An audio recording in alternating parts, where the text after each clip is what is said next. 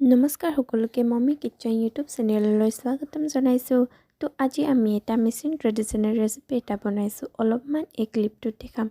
তো মোৰ চেনেলটো নতুনকৈ খুলিছোঁ, চবে লাইক শ্বেয়াৰ এণ্ড ছাবস্ক্ৰাইব কৰি দিব আৰু বেল আইকনটো টিপিবলৈ নাপাহৰিব। শেষলৈ চাই থাকক। ফাৰ্ষ্টতে মই পিঁয়াজ আৰু জলকীয়াটো ভাজি ল'ম আৰু মই এতিয়া মাংসটো দি দিছোঁ। নিমখ হালধি আৰু জালুক অকণমান দি ঢাকি মাৰি 5 মিনিটৰ কাৰণে সিজিব দি ল'ম। আৰু আনখন কেৰাহীত মই ঔটেঙা জোল বনাই আছোঁ। 5 মিনিট হৈ গ'ল, এতিয়া মই আদা নহৰু দি দিম। মাংসটো ভালকৈ সিজিব দিহে মই জাবৰটো দি দিছোঁ, মানে শাক আমাৰ মিচিঙত জাবৰ বুলি কয়। মই ইয়াত টাকুক, টাকপিয়া, অম্বে আন্নে, তাজিক আৰু পাককম দিছোঁ। আৰু এইটো মাংসৰ লগত ঔটেঙা জোল বনাই আছোঁ।